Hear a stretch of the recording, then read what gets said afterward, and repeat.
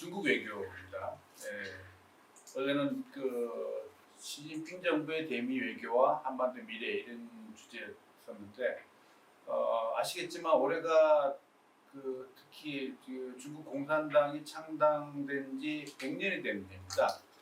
그래서 한번 먼저 그뭐 100년까지는 아니지만은 한 70년 정도 중국 외교의 변화, 진화를 좀 설명을 드리고 그를 통해서 시진핑 시대의 중국 외교가 어떻게 달라졌는지 우선 말씀을 드리면서 대미 외교 그리고 이제 그로 인해서 영향을 받고 있는 한중 관계를 말씀드리고 싶습니다. 한중 관계는 뭐 여러 가지 상황이 있는데 특히 오늘은 한국과 중국의 상호 인식의 문제를 조금 더 집중적으로 설명을 드리려고 합니다. 왜냐하면은 뭐 여러분도 피부로 느끼실 텐데 양국 간에 지금 상호 국민들의 그 반감, 반정서가 굉장히 어느 때보다 높습니다. 그 원인과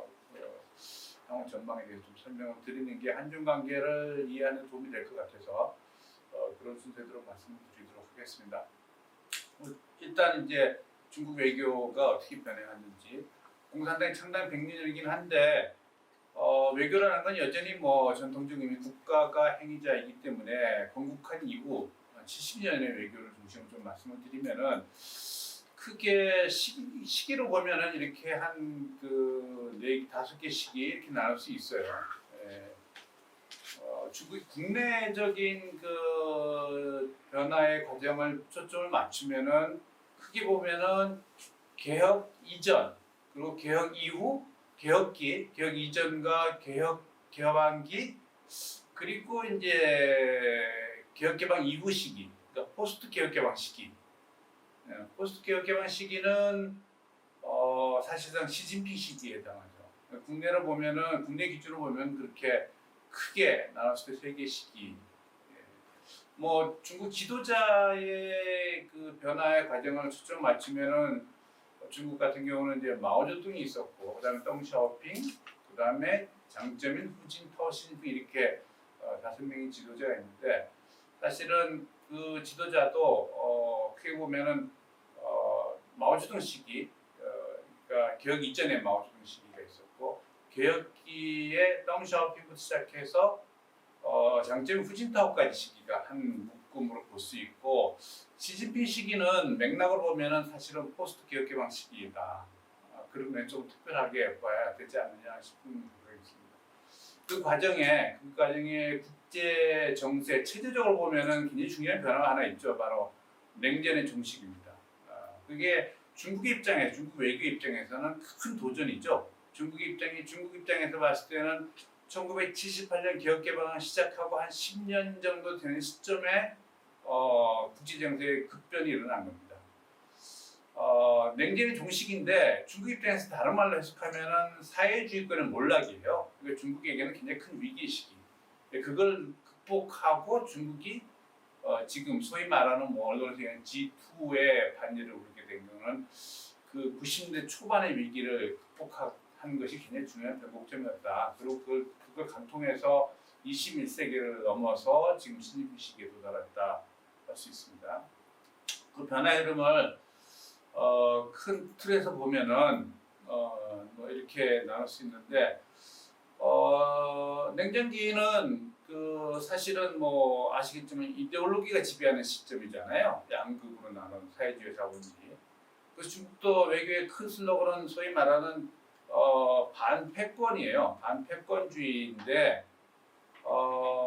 이게 그 흥미로운 거는 그 슬로건은 반패권이라고는 이데올로기 성향이 굉장히 들어가 있긴 한데 사실은 이게 중국이 그 안보적 고려에서 나온 얘기다. 그러니까 패권에 반대한다는 건데 그 패권의 대상은 누구였냐 하면은 결국은 중국의 최대 안보 위협이 대상이었어요.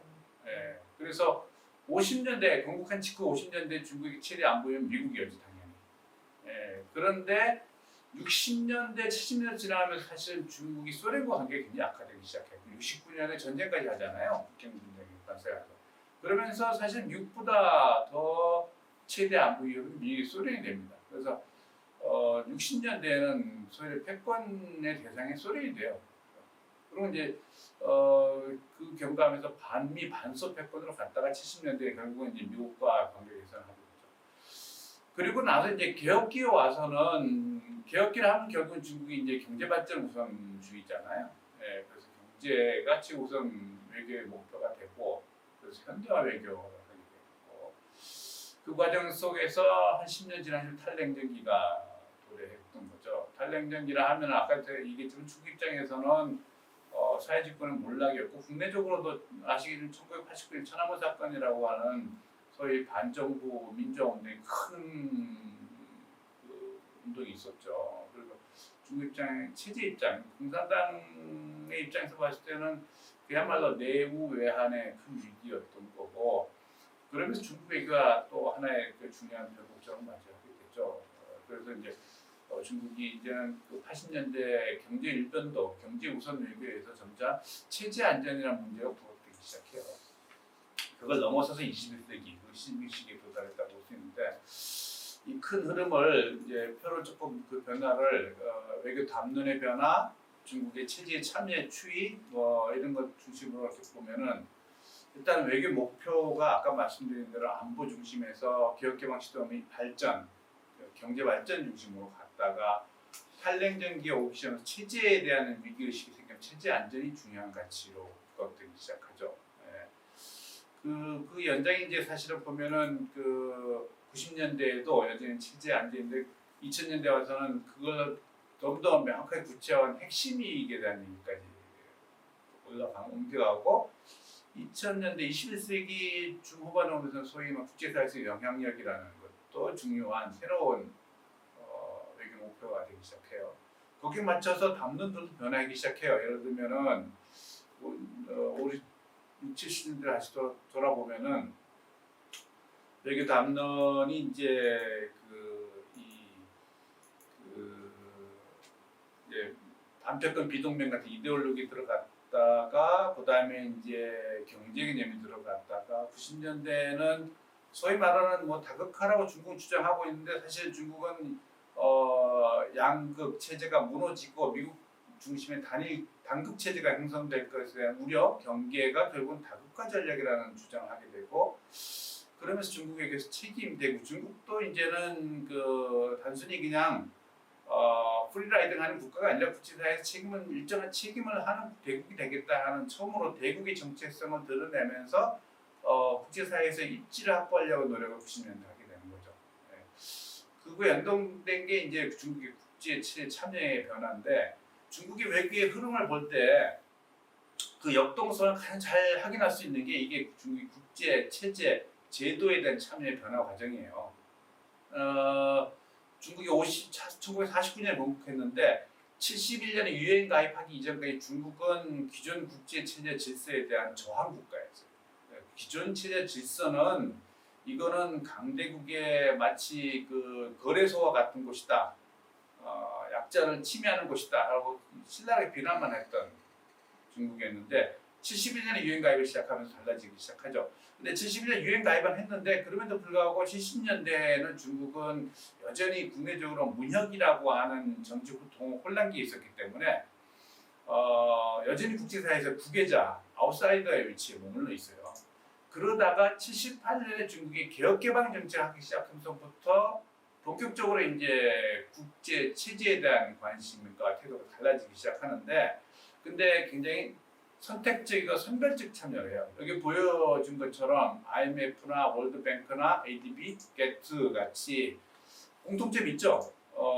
경제 관련 국제기구들이에요. 그러니까 중국이 개혁개방하면서 개혁개방의 성공을 위해서 필요한 국제경제기구에 적극적인 참여를 시작하게 선택적 참여를 시작하게 돼요. 그렇게 되면 사실은 당시에 중국이 프리라이더라고 하는 국제사회에 조금 비판을 받죠. 그러니까 체제 참여를 통해서 얻는 기회는 맥시마이즈하고 체제에 참여함으로써 이행해야 될 책임과 의무는 미니마이즈하는 그런 프리라이더다 하는 비판을 받죠. 그러다가 이제 그 옆에 보시면 91년에 냉전이 끝나잖아요. 그러면서 중국은 이제 또 하나의 위기에 봉착하는데 1989년 천안문 사건, 91년 냉전 종식 그렇게 되면서 중국의 외교가 이제 그 단순히 이익 추구자, 그죠? 그 무임승차국이라고 하는 이미지를 벗어나기 위한 노력들을 하기 시작하고 그 맥락에서 아까 말씀드린 책임대국 얘기를 합니다. 그러면서 국제기구의 참여도 달라지기 시작해요. 이제는 중국이 기피하고 우려했던 안보 관련 기구 그리고 인권 관련 기구에도 참여해요. 그러니까 94년에 아시안 지역 포럼 그리고 96년에 포괄적 핵금지 비확산 조약에도 가입. 97년 사회주의 교역은 바로 인권 관련 교역들이에요. 네, 그렇게 하면서 중국이 이제 이제 중국은 국제사회에서 책임을 다하는 국가가 되겠다. 그런 주장을 할 거. 때마침 공교롭게도 그 과정 속에 여러분 기억하시겠지만 1997년에 아시아 금융위기가 터져요. 이게 중국이 어떤 면에서는 중국이 의도한 것도 아니고 중국이 사실은 노력한 것도 아니지만은 상대적으로 IMF가 했던 가혹한 행위와 비교되면서 마치 중국이 아시아 금융위기에 책임 있는 역할을 한 것처럼 이미지가 형성되기 시작하면서 중국이 내걸었던 책임대국이라는 그 슬로건이 굉장히 큰 효과를 발휘하죠. 그러면서 이제 2000년으로 넘어서는 계기가 만들어진 거예요. 그러니까 2000년을 넘어오면서부터는 중국은 이제 본격적으로 부상을 시작하는데 이제는 국제 체제에 그냥 전면적 참여 정도가 아니라 국제 체제에서의 주도국의 위상으로 넘어가요. 가장 중요한 계기가 됐던 게 2001년에 WTO 가입이죠. 그러니까 86년인가요? 게트, WTO 전신 게트 때부터 중국은 가입하기를 원했지만은 계속 미국의 반대로 여의치 않다가 2001년에 비로소 시작됩니다. 2001년을 보면 중국은 WTO 가입하고 소위 중국의 도시 이름이 들은 국제 기구를 중국이 주도해서 만들죠. SCO 상하이 협력 기구, 그리고 보아 포럼, 북핵 육자 회담도 주선하고 이게 다 2000년 초반에 이루어지는데 사실은 국제 사회에서는 2001년 그러면은 굉장히 암울하고 슬픈 한 해예요. 9.11 테러가 있었잖아요. 그죠? 예상치 못한 큰 충격에 또 특히 미국 국민들과 미국 사회는 엄청 충격에 빠진 상황인데 굉장히 공교롭게도 중국 입장에서 보면 중국은 바로 세계화의 원년과 같은 해예요. 그러니까 이게 바로 이제 이 2000년대, 90년대 말부터 발생한 97년 아시아 금융위기, 2001년의 9.11 테러, 그리고 2008년의 미국 금융위기, 이 연달아 이게 사실은 다 미국에게는 위기와 도전이고 미국의 어떤 힘의 약화 과정을 보여주는 사건들이 이어졌다 하면은 거꾸로 중국에게는 이게 바로 미국의 견제를 피해서 중국의 부상의 공간을 확보하는 굉장히 중요한 시점이 되는 해예요. 그러면서 국제사회에서 중국이 중요한 위상들을 키워가고 중국은 본격적으로 중국의 부상에 대한 담론들, 평화 불기, 평화 발전 뭐 이런 것들이 되게. 그리고 이제 2013년 드디어 시진핑 시기, 포스트 개혁 개방 시기. 국내적으로 보면은 포스트 개혁 개방 시기다 하는 건 뭐 제가 그냥 임의로 한 건데 왜 그렇게 갔냐면은 이게 이제 개혁 개방 30년이 지난 시점인데 덩샤오핑부터 시작했던 개혁 개방 시기가 장점 후진타오로 이어지는 과정 속에서 개혁 개방은 그야말로 그냥 성장, 일본도 고도 성장을 통해서 중국의 체제 정당성, 안정성을 확보해가면서 중국이 부상해왔던 시점이에요. 그 과정 속에 사실은 고도 성장 일변도 과정 속에서 굉장히 많은 고도 성장의 부작용, 역설, 성공의 역설들이 발생하죠. 뭐 양극화라든지 부정부패라든지 뭐. 근데 이거는 다 덮어두고 성장 일본도로 갔던 건데 시진핑 시기에 도래하면서부터는 이제는 성장 속도는 떨어질 수밖에 없는 상황이 직면했고 더 이상 성장 과정 속에서 덮어놨던 문제들을 그냥 묻어가기에는 어렵게 된 상황이에요. 그러니까 이제 기존의 성장 일변도 정책에서 변화가 불가피한 시점에 시진핑 시대가 도래한 거예요. 그러니까 시진핑 시기는 어떻게 보면은 굉장히 부상의 굉장히 중요한 그 과정 속에서 등장했긴 했지만 사실 내부적으로 보면 굉장히 어려운 이제 그동안 누려왔던 고도 성장 시대가 종말을 구하는 그런 시점인데 근데 뜻밖에도 여기 보시면 알겠지만은 굉장히 많은 외교 담론들이 나와요. 중국 특색의 대기 외교부터 뭐 신년국제나 인민공동체 쭉 나오는데 이게 이전의 그 담론들을 어떻게 보면 내용상으로는 비슷한 게 있어요. 결국 뭐냐면은 중국은 부상하고 있고 근데 중국의 부상은 결코 국제사회의 위협이나 도전이 되지 않을 거다 하는 그 메시지를 주장하는 거는 그냥 똑같아요. 그러니까 90년대 책임대국론이나 2000년대 평화발전론이나 조화세계론 그리고 시진핑 씨가 얘기했던 신년국제관계, 인류 운명 공동체 다 그 흐름에 있는데 굉장히 다른 점이 있어요. 우선 뭐냐면은 이전의 것들은 중국의 부상을 정당화하고 합리화하는 그 정도에 머물렀다면은 신비 시기에는 굉장히 미리 선제적으로 비전들을 제시해요. 중국이 이런 세상, 이런 국제사회를 만들겠다. 그러니 중국의 부상은 위협이 아니다.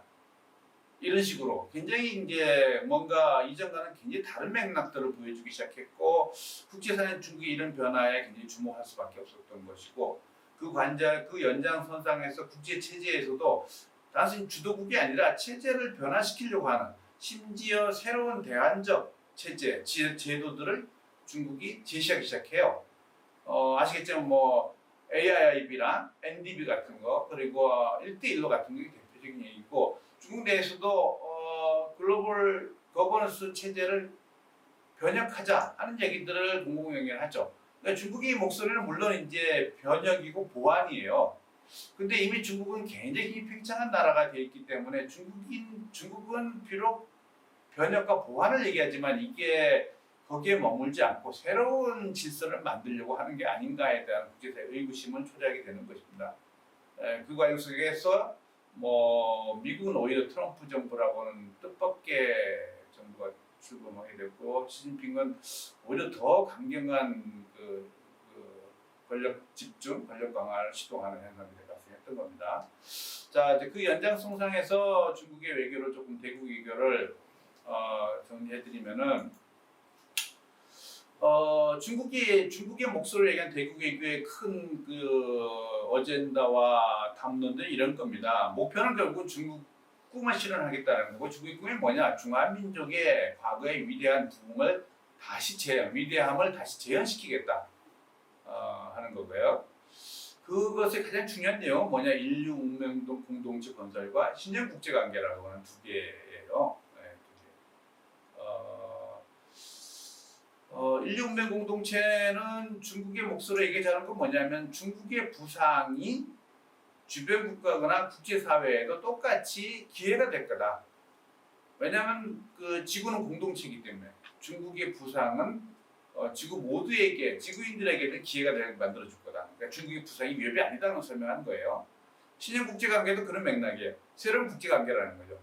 그럼 구형 국제관계는 뭐라고 얘기하는 거냐? 구형 국제관계는 결국은 강대국의 비극을 상징한다 이런 것이죠. 역사나 이론을 경험해서 패권 질서의 새로운 도전국의 등장은 굉장히 큰 위협과 심지어 전쟁까지 경험하게 만드는 소위 말하는 뭐 투키디스의 함정에 빠질 수 있다 하는 건데 시진핑 직접 얘기했죠. 미국 가서 중국의 부상이 결코 투키디스 함정에 빠지게 하지 않을 거다. 이게 바로 신형 국제관계다 하는 겁니다. 근데 이제 이게 결국은 뭐 앞서 얘기했던 중국의 담론의 진화 과정에서 보면은 맥락은 내용은 주장하고자 하는 내용은 비슷한데 크게 달라진 게 뭐라고요? 아까 얘기했듯이 이제 중국이 서로 어떤 관계, 어떤 국제 질서를 만들겠다는 비전을 제시하기 시작한 거예요. 이전까지 중국은 사실은 반응적인 국가였어요. 국제사회가 특히 미국이 중국을 공세를 펼치고 비난하면 그거를 해석하고 변명하는 뭐 그런 태도였던 그게 책임대국이고 평화 발전론이고 뭐 이런 거였는데 이제 중국 스스로가 내가 어떤 국제관계를 만들겠다고 얘기하는 것이 굉장히 새로운 변화다 하는 거고 그럼 어떻게 만들 거냐? 그 만드는 중점 실행 전략의 대표적인 어떤 사업 프로젝트로 1대1로 BRI를 내세웠어요. 네. 그리고 또 하나가 그러면서 글로벌 거버넌스 체제를 개혁하겠다. 이 글로벌 거버넌스 체제를 개혁하겠다고 목소리를 내게 된 계기가 있죠. 바로 그 2008년 미국발 금융위기입니다. 미국발 금융위기로 소위 말하는 G7 중심의 경제 체제가 그 이후에 G20가 등장하게 되잖아요. 중국이 거기 굉장히 고무가 되기 시작해요. 이제는 서구 선진국들만이 국제 질서를 주도하는 게 아니라 중국을 포함한 신흥개도국들이 참여가 국제 질서를 새롭게 편성하고 있다. 그러면은 기존에 G7 중심으로 만들어진 글로벌 거버넌스 질서 체제들은 거기에 변화의 내용이 맞게 바뀌어야 되는 거 아니냐. 그러니까 G20 신흥개도국들의 신흥 그 부상 국가들의 목소리가 들어가야 된다는 맥락에서 이제 이 얘기를 하기 시작하죠. 근데 여기서 또 하나 이제 중국에게는 아킬레스건 이거 피할 수 없는 게 핵심이 이게 얘기입니다. 아까 이제 결국 90년대 중국은 개혁 개방하면서 동시에 체제 안전이라는 것에 대한 불안감을 갖기 시작하잖아요. 그러니까 국제사회에서 사회주의 체제를 유지하면서 성장하고 있는 거의 유일한 나라가 중국이 되면서 사실은 그때부터 중국은 공산당 일당 체제를 어떻게 안정적으로 유지하느냐가 가장 중요한 문제가 됐고 그 맥락에서 체제 안정과 관련된 핵심이들을 주장하기 시작해요. 그건 내용이 뭐냐고 뭐 논란은 많이 있었습니다. 결국은 시진핑 시대 와서 그거는 주권 이익, 안보 이익 발전인 세 가지야 하고 정리가 되기 시작해요. 근데 이게 뭐 나중에 설명을 좀 드리겠지만은 이게 결국은 중국이 앞서 얘기했던 뭐 인류 운명도 공동체 건설, 신형 국제관계, 1대1로 하는 국제사회 공공재를 제공하는 행위 뭐 이런 것들에 대한 설명을 다 사실은 무색해하는 결국은 이 문제 주권 안보 발전 이익과 관련 충돌이 생기면 중국은 굉장히 공세적인 나라가 되어버리면서 중국이 설명하려고 하는 중국 특색의 대국애가 그 중국의 목소리가 묻혀버리는 딜레마를 직면하고 있죠. 어떻게 보면 굉장히 아이러니한 거는 중국 같이 이미 미국에 버금가는 세계적인 슈퍼파워가 되고 있는 나라가 여전히 핵심 이익은 꼭 양보할 수 없어. 우리가 양보할 수 있는 핵심 이익이 있어 하고 주장하고 그것이 결국은 주권과 안보라고 주장하고 있는 것은 굉장히 아이러니하다. 그러니까 미국이라는 나라가 핵심 이익을 얘기하고 주권과 안보를 지키겠다고 하는 중국 외교의 가장 중요한 과제나 목표로 얘기하고 있지는 않잖아요. 중국은 굉장히 어떤 면에서는 미완성, 미숙한 슈퍼파워를 보여주는 하나의 단적인 증거다. 다른 편에서 보면 이거는 결국 중국이 굉장히 공세적이고 팽창적인 걸 보여주는 것처럼 해석되고 있지만은 사실은 그 이면에는 오히려 중국의 취약성을 보여주는 거다. 이렇게 볼 수 있고요. 네. 잠깐만요. 네. 신진핑 외교가 이제 그럼 어떤 변화가 있느냐 하는 거 아까 잠깐 말씀드린 건데 결국은 뭐 변하지 않는 것들은 두 가지예요. 성장, 중국의 발전을 위한 외교를 하는 거고 또 하나 공산당 체제를 지키기 위한 외교가 지속되는 거는 뭐 8, 90년도 지속되고 있는데 변화는 뭐냐? 부국 관계에 굉장히 적극적으로 노골적으로 표출되고 있다. 적극적으로. 그리고 소위 말하는 대안적 질서, 미래 비전들을 제시하고 그 대안적 질서가 소위 말하는 중국 방안, 중국적인 길, 뭐 이런 것들을 제시하면서 국제사회의 어떤 우려를 제시하고 있죠. 그래서 그런 변화의 결과가 뭐였냐 보면은 국제사회에서는 오히려 중국의 목소리, 중국은 중국의 부상이 위협이 아니다. 새로운 국제 질서를 만드는 거야. 새로운 국제관계를 만드는 거야. 인류의 공동의 번영을 만들려고 하는 거야. 얘기했는데 오히려 국제사회는 위험인식이 제고되고 부정적인 인식이 높아지고 있어. 근데 국내로 시야를 돌려보면 국내에서는 오히려 그게 먹혀 들어가요. 국내에서는 굉장히 기대감, 지지, 결집들을 초래해요. 자, 이 현상을 보면서 과연 그럼 왜 시진핑 시기에는 사실은 내부적으로 굉장히 많은 어려움이 있음에도 불구하고 이렇게 굉장히 적극적이고 강한 톤의 외교 방안들을 내밀고 있느냐. 이유가 뭘까? 거기에 대해서는 여전히 지금 진행 중이기 때문에 서로 상반된 두 가지 얘기들이 있는 것 같아요. 중국이 아까 얘기했던 2001년 9.11, 2008년 미국의 금융위기 이런 트럼프 시기 이런 걸 경험하면서 중국이 미국을 넘어설 수 있다는 과도한 구성의 자신감이 생기면서 원래 계획했던 것보다 훨씬 더 조급하게 미국을 넘어서려고 하는 조급함이 등장한 거다. 그죠? 그게 하나이고, 두 번째는 반대 오히려 체제가 굉장히 불안정해졌다는 거죠. 뭐냐면은 사실은 아까 얘기했던 개혁개방 시대는 성장 일변도를 고도 성장을 실현했고 그것만으로도 충분히 공산당 일당 체제의 정당성 인정받았었어요. 근데 지금은 그렇지 않죠. 성장률이 반토막이 났잖아요. 앞으로 더 떨어질 거고. 그러면 이제 뭘 가지고 공산당 체제에 대한 국민들의 지지와 정당성 확보할 거냐? 마땅한 게 없어요. 그 체제의 불안정을 안고 출범한 게 시진핑 체제라는 거죠. 그러면은 사실은 저성장 시대에 그 체제를 안정화시킬 수 있는 방법은 서구식으로 보면은 이제 정치 개혁이 이루어져야 되는 거예요. 사실은 정치 개혁 논의가 후진타오 시기 말기에 어긋되기 시작해요. 그러면서 그거를 시진핑 시대 자연스럽게 넘겨받을 거라고 생각했는데 뭐 아시는 결과는 정반대, 소위 말하는 역주행이 일어난 거잖아요. 이것들은 사실 어떻게 해석할 수 있는가 하는 거죠. 그러니까 그건 결국은 오히려 체제의 불안에 대한 발로가 아닌가. 그 체제의 불안을 해소할 수 있는 방법. 고도 성장을 할 수 없다. 그러면은 국민들을 어떻게 결집시키고 그 지지를 유도할 거냐. 미래 비전인 거죠. 중국의 꿈이라는 걸 통해서 중국이 앞으로 계속 성장해서 결국은 지금 당장은 아니지만 2050년에 가면은 중국은 슈퍼파워가 될 수 있다. 지금까지의 성장 과정을 보면은 국민들 충분히 설득할 수 있는 내용이기도 했고 그 과정 속에서 지금 부상에 대한 비전이 과도해진 것이 아닌가 하는 것이 두 번째 해석입니다. 뭐 개인적으로는 사실은 두 번째 게 더 중국이 국내 정치를 조금 더 들여다보면은 오히려 두 번째 게 더 맞는 해석이지 않을까 하는 뭐 조심스럽게 전망한다면은 얘기할 수 있겠습니다. 자, 뭐 이 얘기는 다 알 거예요. 두 개 100년. 올해가 첫 번째 100년이고 2049년 건국 100년 준행이 두 번째 100년.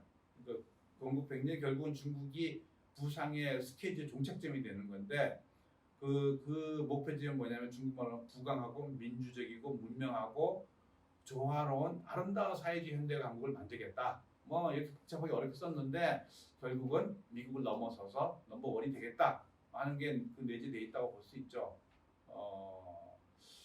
자, 왜 이렇게 성급하게 빨리 그 스케줄을 발표했을까 하는 것이 이제 아까 의문인 거고 거기에 맞춰서 이제 중국이 부상을 진행해 가야 되는데 사실은 시진핑 등장하면서 신시대다. 시진핑 시대 신시대다.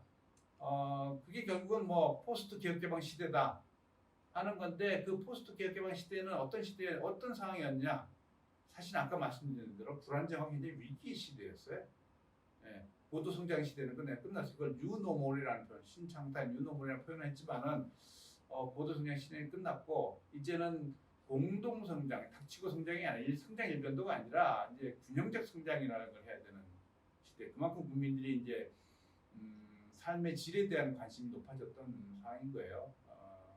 그리고 정치 개혁 없이 여전히 당 체제를 강화시킬 수 있느냐? 개혁개방 과정 속에 생긴 많은 부작용들, 계층 간의 양극화, 그죠? 지역 간의 양극화, 부정부패 이런 구조적인 문제를 해결하면 결국은 정치개혁인데 정치개혁을 하지 않겠다는 거고 결국은 시진핑의 선택은 뭐냐면 오히려 공산당의 영향력, 권한을 강화시키고 본인의 권력을 집중시키고 그러면서 문제들은 대증적으로 철저하게 처방하겠다는 거예요. 뭐냐 반부패 운동, 빈곤을 퇴치하는 그리고 민족주의를 동원해서 국민들의 자긍심을 높이는 방식.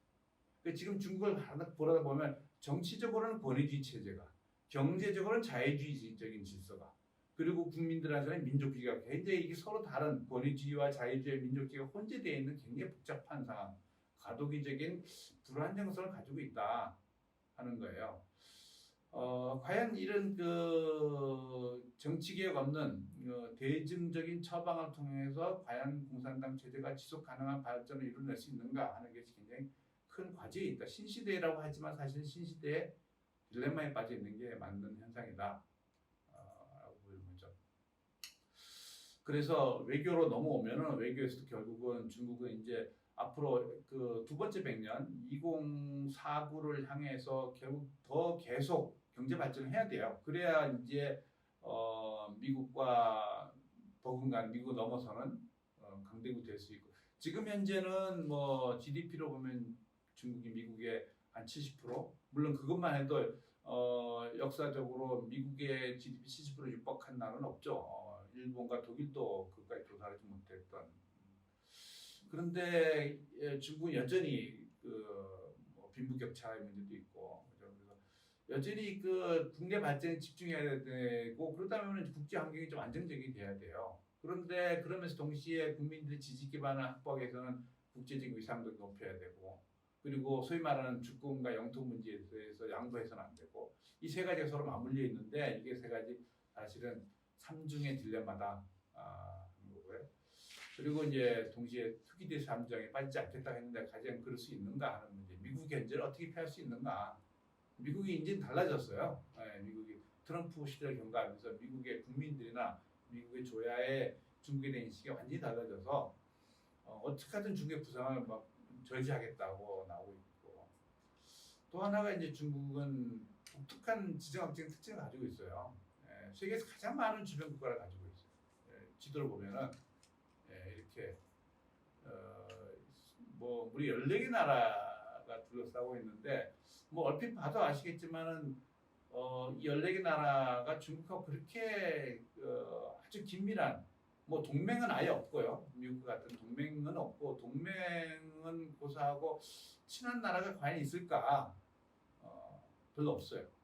뭐 북한은 그렇지만 나중에 한번 설명하지만 그렇지 않아요. 굳이 있다면 파키스탄 정도. 그 중에 14개 나라 가장 센 나라, 러시아, 인도, 베트남인데 이들 나라도 전쟁까지 했었잖아요. 굉장히 특이해요. 14개 나라 중에 제일 센 나라하고 싸웠다는 것도 중국이 국제정세, 주변 정세에 불안정을 가속화시킨 하나의 원인이었다고. 뭐 최근에 뭐 아프가니스탄 국경을 맞던 아프가니스탄의 탈레반 정부가 새로 들어서면 중국 입장에서는 굉장히 불안정한 요소일 거예요. 예. 왜냐하면은 그 탈레반 정부와 좀 접경하고 있는 신장 위구르 자치구 위구르족들과 서로 연대했을 경우 중국의 분리 독립 운동에 대한 또 불안정이 높아질 수 있죠. 물론 뭐 분리 독립 운동이 중국의 체제를 직접적으로 위협하지는 않을 가능성이 높죠. 그러지는 않더라도 굉장히 불안정한 요소를 만들 수 있다. 이런 불안정, 이 주변 국제정세 안정, 그러니까 국가들 주변 14개 나라 국가의 국경들을 안정화시키는 게 중국이 굉장히 중요할 수밖에 없다. 이거는 미국의 국경과 비교하면 굉장한 비교가 되죠. 뿐만 아니라 이렇게 보면은 그 주변 중국을 떼어서 동서남북이 대부분 미국 동맹국이거나 미국의 전통적인 파트너거나 또 새로운 파트너들로 다 둘러싸여 있어요. 특히 중국이 인도양으로 나가는 통로는 거의 이렇게 포위되어 있다고 해도 과언이 아니죠. 중국이 보통 우리가 중국이 대륙국가냐 해양국가냐 뭐 이런 논란들을 하는데 중국은 사실은 굉장히 오랜 동안 개혁개방하기 이전까지는 비정상적인 대륙국가였던 거예요. 근데 이제 개혁개방하면서 중국이 해양으로의 그 자연스러운 이해관계가 확장되기 시작했잖아요. 근데 해양으로 진출하려면 나가는 방법은 결국 인도양인데 그게 바로 1대1로인데 인도양으로 나가기에는 굉장히 지금 험난한 그 과정이 둘러싸여 있어요. 그래서 중국이 그 소위 말하는 직면하고 있는 그 위기는 주변 정세의 안정 관리가 굉장히 다른 어떤 강대국보다 특별하다.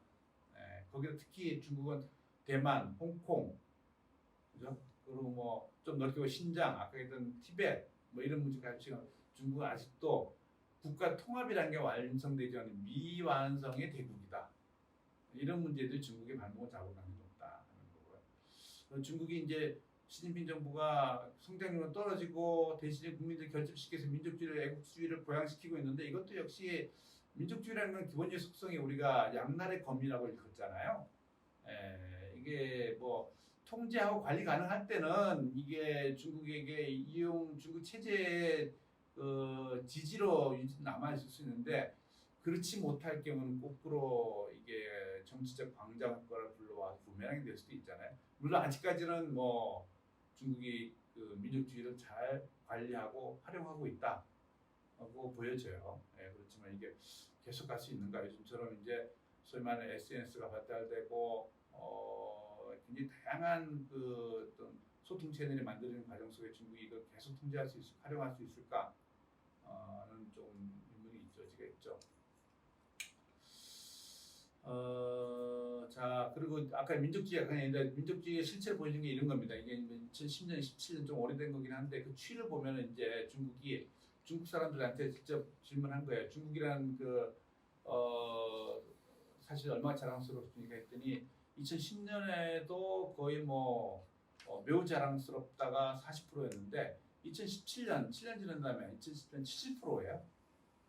그냥 자랑스럽다 합치면은 거의 모든 중국인은 중국인이라는 걸 자랑스럽게 생각한다. 굉장히 이게 특이하다. 예. 과연 한국에 이렇게 물었을 때 이런 지표가 나올 수 있을까? 예. 이제 그만큼 이제 우리하고는 다르게 중국인들에 대한 중국의 부상에 대한 굉장히 자긍심을 가지고 있고 애국지가 묵혀들고 있다. 이게 나중에 한중 관계를 설명할 때도 좀 중요한 어떤 척도가 됩니다. 자, 그런데 실제로 중국의 대규모 외교는 굉장히 중요한 기로에 서 있다고 봐요. 실제로는. 왜냐하면 지금 이제 일단 외교 목표와 방향 설정이 기로에 서 있다는 거예요. 이 국내적으로 굉장히 많은 어려움이 있기 때문에 그걸 다 넘어서서 중국이 이게 슈퍼파워가 되기 위한 걸 외교 목표 설정할 만한가 아니면은 오히려 국내 체제 안정, 공산당, 시진핑을 비롯한 공산당 지도자에게 가장 최우선 과제는 사실상 공산당 일당 체제를 유지하는 거잖아요. 공산당 일당 체제를 유지하기 위한 중요한 방편 수단의 하나로 국제사회 중국의 위상을 보여주고 중국의 비전, 부상에 대한 꿈을 국민들 설득하는 과정 속에서 소위 말하는 중화민족의 위대한 부흥, 중국의 특색의 대국 외교 이런 게 나온 건데 결국은 그걸 넘어서서 갈 수 있는가? 근데 그러려면 이제 중국은 이전과는 좀 다른 상황에 있다. 이전까지 중국의 부상은 상대적 부상이에요. 아까 얘기했듯이 미국의 위기와 미국의 공백들을 잘 활용해서 그걸 뛰어넘어서 지금까지 온 건데 이제 미국의 턱 밑에까지 추격했잖아요. 그러니까 강대국의 문턱에 진입하는 상황이에요. 근데 이거는 이제 더 이상 추격 국가로서의 머물러서는 안 되죠. 중국의 독자적이고 절대적인 부상이 이루어져야 돼요. 어떤 걸로? 중국이 국제사회의 많은 국가들은 설득하고 공감 얻을 수 있는 어떤 글로벌 가치, 표준, 규범들을 만들어낼 수 있어야 돼요. 그것도 미국이 만들어내는 가치나 규범과 그거를 넘어설 수 있는 새로 그럴 수 있는가?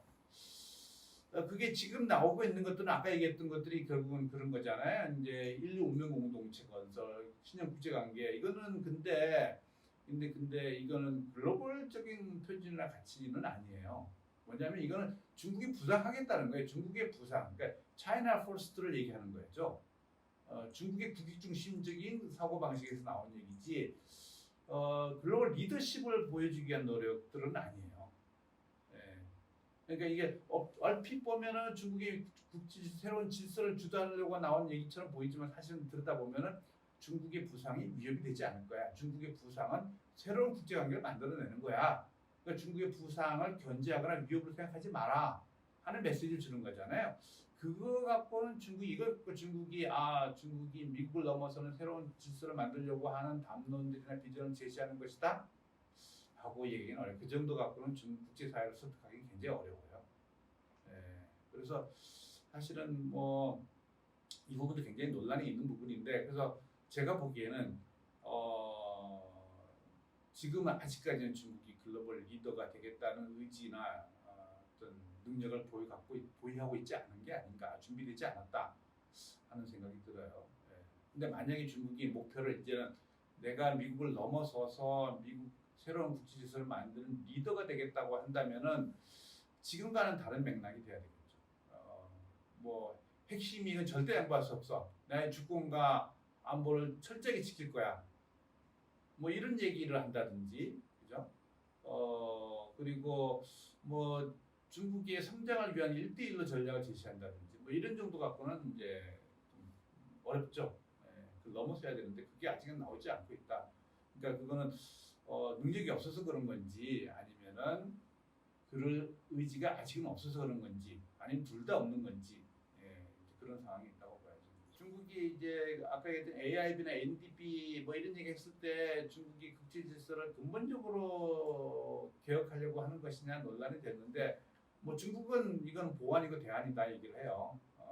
대안이다. 진행 과정을 보면 중국이 아까 이제 국제 체제 그 진행 과정을 보면 중국은 저항국에서 소극적 참여해서 무임승차해서 적극적 참여로 주도국으로 이렇게 점진적으로 굉장히 오랜 시간 동안 이렇게 쭉 변화해 왔기 때문에 그 추이를 봤을 때 중국은 앞으로 지금부터 더 진화된 어떤 국제 질서 체제에 대한 담론이 나올 가능성은 배제할 수 없는데 아직까지 보면은 소위 말하는 그 대안적 국제 질서라는 게 소위 말하는 중국의 꿈이에요. 중국 방안이고 글로벌 보편성을 갖고 있지 않아요. AIIB가 대표적인 실질적인 제도라고 나왔는데 그거는 지금 사실은 기존의 ADB하고 큰 차별성이 없고 또 어떤 부분에 그러니까 소위 말하는 ADB를 약간 ADB가 뭐 놓치고 있는 부분을 벤치마킹하면서 파고 들어가고 있는 정도. 그리고 심지어 ADB와 협력하고 있어요. 기존 질서와 완전한 차별성을 못 갖고 있다는 거죠. 네. 자 이제 전략은 기존에 이런 거예요. 신형 국제관계, 대국관계를 만들겠다. 이게 시진핑이 부주석에도 미국 방문해서 한 얘기예요. 그러면서 그 내용이 뭐냐? 미국과 충돌하지 않고 대결하지 않고 서로 존중하고 협력하고 윈윈하겠다 하는 거예요. 그러니까 이거 미국과 싸우고 싶지 않다. 굉장히 그러니까 강대국들이 경제에서 비극을 초래하는 그런 투기 대상에 빠지지 않겠다. 왜? 나는 지금보다 계속 국내 성장에 집중해야 되기 때문에 시간을 벌겠다. 뭐 이런 얘기처럼 들려요.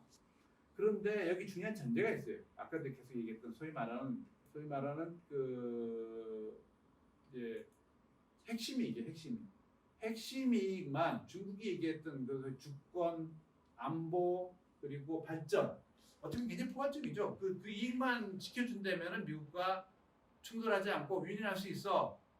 미국이 중국의 이것만 지켜줘 하는 겁니다. 거기에 소위 이제 대만 문제, 홍콩 문제, 신장 티베트 문제 구체적으로 보면은 그리고 특히 발전 얘기 들어갔잖아요. 그러니까 중국의 부상을 막지 마 하는 얘기예요. 사실은 여기 주권, 안보, 그리고 발전 이 세 가지인데 실제로 부딪히고 굉장히 주목되는 건 주권 이익이에요. 그 주권 이익에는 바로 영토 주권과 국가 주권의 문제가 들어가 있고 그건 그건 남중국해 문제나 대만 문제에 적용시키고 있어요. 그게 가장 중요한 핵심이겠죠 보이는데. 나는 그렇게 보지 않나요. 사실은 이 핵심 이익의 기제의 가장 중요한 이익은 뭐냐면 중국의 공산당 체제의 유지예요. 공산당 체제 유지를 위해서는 주권과 안보와 발전이 지켜야 되는데 실제로 공산당 체제의 안전에 가장 중요한 건 저는 발전 이익이라고 생각해요. 중국이 발전은 그러니까 성장을 이루지 못한다면은 국민들의 공산당 지지는 철회될 가능성이 있죠. 차례까지는 안 가더라도 뭐 계속 확보하기는 어려울 수 있어요. 그러니까 주권이나 이거 안보는 이제 중국의 주권과 안보를 위협할 수 있는 국제적 나라는 그렇게 많지 않아요. 미국 정도. 미국에 대한 메시지일 뿐이고 그리고 미국도 사실은 직접적으로 중국의 주권이나 안보를 위협할 수 있을까? 충돌을 감수할 수 있을까? 그러니까 주권 안보보다는 사실 발전이 훨씬 중요한 문제다. 그러니까 중국의 성장을 지속하도록 만들어 달라 하는 거죠. 그리고 이제 미국과 협력하겠다. 근데 코로나 겪고 이제 트럼프 시대 코로나 겪으면서 중국도 굉장히 이제 미국을 보는 시각이 달라졌어요. 코로나 책임론을 시작한 미국의 대중국 공세가 체제된 공세로 바뀌었어요. 기억하실지 모르겠지만 트럼프 시대에 이제 그 폼페이오 국무장관은 심지어 시진핑과 국민들을 분리시키고 공산당 국민을 분리시켜서 체제에 대한 어떤 붕괴를 사실상 언급하는 그 공세로 가게 된 중국은 과연 미국의 목적이 뭘까? 미국의 중국 공세의 목적이 제2의 소련을 만드는 거야? 아니면 제2의 일본을 만들려고 하는 거야? 거기다 중국도 되게 달라지는 수밖에 없는데 지금은 아마 뭐 중국을 사실은 뭐 소련처럼 냉전시 소련처럼 미국이 중국을 해체시키기는 어려울 거고 중국이 미국을 중국을 추격해오는 걸 저지하겠다. 중국 부상을 막겠다. 제2일본을 만들겠다. 뭐 이런 거고 중국은 이걸 어떻게 극복할 것이냐. 미국의 공세를 우회하면서 미국은 중국이 계속 성장할 수 있는 방법.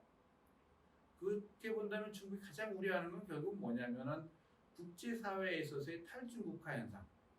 그러니까 트럼프 시대 때 그걸 시작하죠. 소위 디커플링과 리쇼어링이라는 방식으로 국제사회에서 중국을 고립시키려고 하는. 그래서 전 세계적인 반중국의 연대를 만들어내려고 하고 그게 이제 코로나 팬데믹과 겹치면서 사실은 국제사회에서 중국에 대한 인식이 굉장히 나빠졌죠. 미국을 비롯해서 한국을 포함해서. 예. 중국의 이제 우려는 커져요. 왜냐하면 중국은 1대1로라는 새로운 성장 방식을 채택하고 있는데 그거 역시 국제사회 협력이 굉장히 중요해요. 오히려 개혁개방 시대에 제조업 수출주도의 성장보다 더 국제사회 협력이 중요하죠. 제조업 중심의 수출주도의 성장은 중국이 물건을 싸게 많이 만들어서 잘 팔면 돼요. 그냥 시장에 내놓으면 되는 거고. 근데 1대1로는 다른 지역에 투자를 하는 거잖아요. 그러니까 다른 지역의 국가들의 동의가 필요해, 협력이 필요해요. 견인을 시켜야 되는 거죠. 그렇다면 전 세계적인 반중국의 분위기가 조성되는 건 중국이 굉장히 큰 문제예요. 그럼 중국의 발전 이익을 확보하는데 큰 장애가 될 수밖에 없고 그건 체제에 굉장히 불안정하게 야기시킬 수 있는 겁니다. 그거의 싸움이 미중 경제 싸움이다.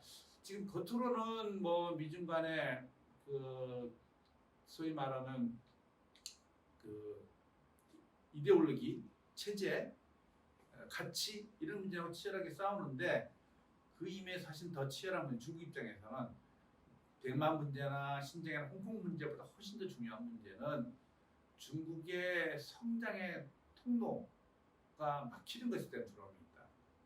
그거 싸움이 훨씬 더 클 것 같아요. 그거는 굉장히 지속적일 수 있고 중국도 양보하기 어려운 싸움이고. 근데 이거는 뭐 사실은 경제 영역의 싸움이기 때문에 반드시 제로섬적이지는 않죠. 네. 자, 그래서 중국의 대미 전략 세 차원으로 나눠볼 수 있는데 글로벌 차원에서는 경쟁을 좀 우회하려고 해요. 우회하려고 하고 미국과 갈등을 확대시키지 않으려고 하고 오히려 미국의 공세를 받아서 오히려 내부의 체제 통합과 지지를 유도하는 방식을 이끌어내요. 그러니까 미국의 공세가 제가 보기에도 미중 수기 위해 뭐 근본적인 문제까지 건드리면서 시진핑 지도자와 체제까지 공세하고 있음에도 불구하고 중국의 대응은 과거 90년대 가장 치열했던 미중 경제 갈등이 치열했던 것과 비교하면 중국의 대응이 그렇게 강경하지만 않아요. 특히 주목되는 건 중국인들의 반미 정서가 높아지지 않아요. 이 정도 되면은 90년대에는 뭐 시위도 있었거든요. 근데 지금은 그러니까 통제되고 있는 거죠. 어느 정도 관리되고 있다. 미국과의 갈등을 확대시키지 않겠다. 그거는 결국은 오히려 미국과의 경쟁이 확대되고 세력 경쟁으로 조기에 진행되면 중국은 결국은 성장의 공간이 줄어들 수밖에 없다는 거고. 다만 이제 소위 말하는 핵심이 있게 대해서는 이렇게 타협하거나 양보하기 굉장히 어려워졌죠. 그래서 이 부분에 대해서 중국은 이제 강경한 태도를 취해요. 강경한 태도를 취하는데 우리가 눈에 보이고 있는 뭐 홍콩, 신장, 티벳 뭐 이 문제보다는 오히려 공산당 체제에 대해서 조금 더 그러니까 내부 결집. 근데 이제 흥미로운 거는 미국이 신장과 홍콩과 티벳 문제로 중국을 때리면 때릴수록 중국인들의 공산당의 지지는 높아져요. 네. 그러니까 이게 체제 개입하지는 않아요. 근데 이제 대만 문제는 조금 맥이 다른 것 같아요. 맥락이 대만 문제는 대만 문제는 이게 긴장도가 높아지면 우파적 사고 같은 게 일어날 가능성이 높은 지역이기 때문에 그리고 중국은 이제 가장 우려하는 거는 반중국의 국제연대가 만들어지는 거잖아요. 그걸 이제 돌파하기 위해서 중국은 중국 나름대로 주변 외교와 다자 외교를 굉장히 활성화시키는 거죠. 그러니까 국제사회 많은 나라들을 이제 자기 편을 끌어들이기 위한 그 끌어들일 수 있는 수단은 경제 수단밖에 없어요. 경제적인 방식. 근데 중국도 이제 과거처럼 그렇게 경제적인 여력이 충분할 만한 상황은 아니죠. 코로나 팬데믹을 겪으면서. 이제 그런 그 미국은 미국대로 중국은 중국대 자기 진영, 자기의 세력을 키우기 위한 경쟁에 지금 몰가고 있는 양상이 벌어지고 있다 하는 거고요. 자, 그래서 미중 포스트 코로나 미중 갈등은 이제 굉장히 기로에 서 있다. 이 패권 경쟁이 들어가느냐 안 들어가느냐 하는 건데 중국은 굉장히 좀 피하고 싶어하고 있다. 근데 미국 역시 뭐 여러분도 아시겠지만 미국도 트럼프 시대를 경험하면 미국도 굉장히 국내 정치 경제 어려움이 크잖아요. 이제 어려움이 큰 상황 속에서 마냥 그렇게 그 본격적인 세력 경쟁으로 갈 수 있을까? 그러니까 오히려 미국과 지금 어떻게 보면 싸움의 내용을 보면 아메리칸 퍼스트하고 중국 몽이라고 하는 차이나 퍼스트가 부딪히는 거잖아요. 그러니까 서로의 국내의 문제, 국내 우선주의가 경쟁을 촉발하고 있는 거고 냉전 시대처럼 글로벌 리더십 경쟁하고는 양상이 좀 달라요. 그래서 결국은 서로 국익을 높이기 위한 싸움이 결국 국익을 약화시키고 체제를 훼손시킨다고 생각한다면 어느 순간에 가서는 이제 그 싸움의 강도, 경쟁 강도를 조절할 가능성도 있다고 생각하고요. 그리고 이제 싸움의 내용이 이제 진영을 구축하는 건데 냉전 시대처럼 그 진영 구축이 쉽지 않아요, 그죠? 명분도 없고 수단도 많지 않고 리더십도 별로 없기 때문에 그래서 오히려 코로나 팬데믹도 영향을 줬고 오히려 국제사회는 이제 글로벌 강자에 대한 의구심, 리더십에 대한 의구심. 특히 이번에 이제 아프가니스탄 사태를 보면서 국제사회에서 많은 심지어 동맹국들도 미국의 동맹에 대한 그 안보 공약에 대한 신뢰가 이제 조금씩 의구심을 더 키울 수 있는. 그러니까 트럼프 때 훼손된 게 바이든에서 회복시키려고 노력해야 되는 건데 오히려 회복시키긴다 했는데 그렇지 않은 것처럼 보인다. 그래서 국제사회는 오히려 지금 팬데믹을 겪으면서 각자 도생의 분위기가 높아지고 있어서 진영을 만들려고 하는 미중의 노력이 성공적일 수만은 못하다. 거꾸로 얘기하면은 오히려 그 진영 사이에 끼어 있는 나라들이 그 힘이 연대가 만들어지면 힘이 만들어질 수 있지 않을까. 이건 뭐 사실은 약간 개인적인 희망, 위스퍼 싱킹인데 한국의 입장을 생각하면은 뭐 그런 것도 우리가 고려해야 된다. 미중 경쟁을 냉전 시대 신냉전을 이름하에 너무 과도하게 경쟁이나 대립 중심으로 해석하는 것에 대해서는 조금 조심할 필요가 있다 하는 생각이 좀 들어요. 한중 관계로 조금 넘어올게요. 한중 관계가 올해 이제 수교 29년이고 내년 30년이 됩니다. 29년 역사인데 한중 관계를 조금 그 29년을 좀 단순화시켜서 얘기하면은 한마디로 얘기하면 비정상적인 미럴 관계다. 미럴 관계였어요. 미럴 관계 좀 비정상적이다. 어떻게 비정상적이었느냐? 요 세 개의 그 사자성어로 좀 요약을 나름대로 한 거예요. 정냉 경례래요. 경제적으로는 그야말로 미럴 관계를 넘어서는 아주 그냥 비약적인 성장을 이루는데 거기에 비해서 정치적인 관계는 그만큼 그 균형을 갖고 있지 못하다. 그리고 그게 결국은 외환 내비를 불러왔다고 생각해요. 그러니까 지표상으로 특히 경제 교류나 인적 교류를 보면 29년의 한중 관계가 70년 한미 관계 넘어서요. 지금 뭐 한중 간의 그 교역액이 한국이 미국과 일본과 교역, 동맹국이 미국과 일본 두 나라 합친 교역보다 더 커진 것이 몇 년 더 지났어요. 그리고 뭐 한중 관계는 뭐 비약적인 발견한 거죠 29년. 그런데 그만큼 한중 관계가 탄탄하냐, 내실이 있느냐 그렇진 않아요. 갈등이 발생하면은 이 비약적인 발전이 무색한 상황으로 악화돼요. 그러니까 국가 간의 관계는 사실은 뭐 항상 이익이 합치될 수도 있지만 대립될 수도 있잖아요. 근데 그렇게 됐을 때 서로 그 조율해가면서 또 관계가 탄탄해져야 되는데 한중 관계는 지난 29년의 비약적인 발전에 비하면은 오늘 하루아침에 그렇게 한중 관계가 악화될 수도 있는 그만큼 이제 기반이 튼튼하지 않은 관계다. 왜 그런가? 출발 때부터 소위 말하는 전략적 동상이몽이 있었기 때문에 전략 동상이몽. 한중 관계는 기억하시겠지만 92년 지금부터 29년에 다음 주가 이제 수교 29년이 8월 24일 수교 날인데 우리는 사실상 북중의 우호 협력 조약 동맹 관계를 인정하고 묵인하고 수교를 했고 중국이 역시 한미 동맹이라는 걸 인정하고 수교를 한 거예요. 그렇게 수교했는데 지금은 이 서로 묵인하고 인정했던 관계가 양중 관계의 가장 큰 걸림돌이 돼요. 소위 말하는 북핵 문제와 미국 요인들이 한중 관계의 가장 큰 도전 요인이 되고 있는 거예요. 자, 그 과정 속에서 또 하나 특징이 뭐냐면은 한중 관계 지난 29년 역사는 다른 말로 하면 중국의 비약적 성장, 가파른 부상의 시기였다. 그래서 한중 관계의 한중 양국의 힘의 비대칭성이 생각보다 굉장히 빠르게 다가와 버렸다는 거예요. 그 결과는 결국 뭐냐면 이제 한중 관계의 이제 힘의 비대칭성에 따라 인식의 문제나 서로 이해관계가 달라 상충되기 시작했고, 특히 결정적으로 한중 관계 자체가 양자 차원을 넘어서서 구조적인 관계로 바뀌었어요. 중국이 이제 글로벌 강국이 됐기 때문에 중국이 한국과의 관계에서 한국과의 관계만 보고 있는 게 아니라 사실은 중국의 외교, 소위 말하는 대국 외교, 특히 대미 외교, 미중 관계에 영향을 받는 관계로 바뀌었다.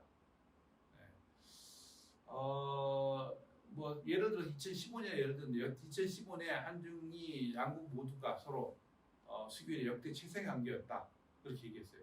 근데 바로 그러고 몇 달 안 지나서 좀 그죠? 한중과 최악의 관계로 또 반전됐는데, 우리가 한중 관계 양국 정상이 만났을 때는 한중 관계 역대 최상의 관계야 하고 좋아하는데, 돌아서서 우리 정상이 미국이나 일본을 가면은 미국이나 일본으로부터 공격을 받아요. 한국이 동맹을 보다는 중국을 더 치우치겠다, 중국이 경사되어 있다. 그럼 또 그게 그렇지 않다고 설명해야 되는 관계가 돼요.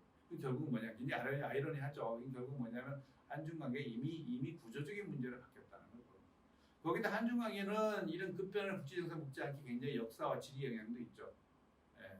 이제 이 얘기를 하는 이유는 나중에 이제 한중 간의 인식의 문제가 왜 이렇게 복잡하게 됐는가를 좀 알기 위해서는 한중 관계가 수개한 지 29년밖에 안 되지만 사실은 그보다 훨씬 오랜 역사 관계를 가지고 있어요. 그 역사의 그 주는 무게, 이미지, 인식들은 그렇게 긍정적이지만 않아요. 우리 입장에서 봤을 때 고대사의 한중 관계는 사대를 연상시키고, 또 한때는 우리에게는 적으로 인식됐던 반공의 대상이었고, 지금은 관계는 좋아졌는데 이게 단순히 시작으로만 생각하고 있는 게 아니라 마켓으로만 생각하고 있는 게 아닌가. 굉장히 탄탄한 관계가 만들어지지 않은 역사를 가지고 있다. 부정적이고 그런 역사에 또 하나 지리적으로 너무 가깝게 있다는 굉장히 중요한 관계인데, 그로 인해서 소위 말하는 이웃 증후군, 이거 제가 그냥 붙인 건데 뭐냐면 잘 알고 있다고 착각하고 있다는 거예요. 오랜 동안 역사를 갖고 서로 피부도 비슷하고 말도 뭐 필담하면 서로 소통되고 하니까 난 너무 잘 알아, 나 보면 알겠어. 그런데 사실은 너무나 달라졌어요. 너무나 이미 다르고, 중국은 특히 그 사이에 너무나 많은 변화가 있었다는 거예요. 그런 착시가 자기 자의적 해석을 부르고 왜곡을 초래했던 거, 위스플 신기를 가져온 것들이 그런 것들이다. 뭐 한중 관계를 내가 이렇게 설명하니까 한일 관계 일본 전문가도 비슷한 얘기를 하더라고요. 가까이 있다고 해서 잘한다고 하는 것은 굉장히 큰 착각이다. 자, 한중 관계 역사를 보여드리면은 그렇게 이제 크게 이제 그 수교 이후에 4단계가 있는데, 4단계가 보면은 뭐 특징이 몇 개 잡혀야 보면은 일단 5년 텀이에요. 5년 텀 하면 뭐가 떠오르세요? 우리 정부가 교체된 시점이에요. 그리고 사실은 중국은 10년 텀이잖아요. 10년 텀으로 지도자가 바뀌는데, 뭐 체제는 똑같지만 그것과 맞물려 있다는 거예요. 그러니까 설린 우호 관계에서 98년에 협력 동반자 관계, 그리고 2003년은 전면 협력 동반자 관계, 그리고 2008년 전략 협력 동반자를 변화시켜 왔는데, 이게 특징이 뭐냐면 5년마다 새로운 정부가 들어서면은 정상회담 하면서 지도자끼리 그냥 한중 관계 격상됐다는 걸 보여주기 위해서 네이밍을 서로 이렇게 바꿔주는 과정이다. 그래서 이제 사실은 2008년 다음에 2013년에 박근혜 정부와 시진핑 정부 간의 그 협상이 있었어요. 그때 되면서부터는 이제 이게 이름만 고치는 격상은 더 이상 하지 말자, 네이밍 붙이지 말자. 그래서 그 다음에는 내실화로 가요. 그까지 굉장히 잘 돼 있었어요. 예. 근데 이제 이렇게 격상을 했는데 격상의 흐름에서 중요한 포인트들이 있어요. 여기서 중요한 거는 사실은 동반자 관계하고 98년에 그리고 2008년에 전략적 동반자 관계 진행하는 것이 굉장히 중요한 포인트인데 그게 왜 진행됐느냐? 이때부터 사실은 미국 변수가 들어가 있음을 보여줘요. 98년 동반자 관계를 맺었다는 것은 사실 그 무렵에 미일 신안보 조약이 체결되고 중국을 공동 견제하려고 하는 우리 분위기가 형성돼요. 2008년에도 그 비슷한 양상, 그죠? 이거죠. 그러니까 결국은 이 흐름은 결국은 한중국의 부사 한중관계 격상 관계 발전인데 다른 말로 하면은 결국은 중국의 입장에서 봐야 한국의 전략적 가치가 대미 외교에 의해서 조금씩 제고되고 있었다. 그러니까 한국의 전략적 가치는 높아졌어요. 근데 한중 관계 양자 차원에서 이루어진 게 아니고 중국의 대미 외교 차원에서 미국과 동맹을 갖고 있는 한국과의 관계를 강화시켜야 되는 그 필요성 때문에 관계가 발전되는 거예요. 이것이 결국 한중 관계의 외환 내빈을 초래하는 전략적 동상이몽에 따른 외환 내빈을 초래하는 과정이다 하는 거고 가장 중요했던 게 결국은 전략적 관계의 격상이에요. 전략적 관계, 그 동맹과 동반자의 가장 큰 차이는 뭐 군사성이 늘어나냐 안 하느냐, 저걸 상대하고 있느냐 아니냐 포함되어 있지만은 또 하나는 이제 그 전략적 협력을 하느냐 안 하느냐 문제이거든요. 근데 이게 동반자 관계에 전략적인 수식을 붙인 것이 과연 무슨 의미냐 하는 논란이 있었어요. 네.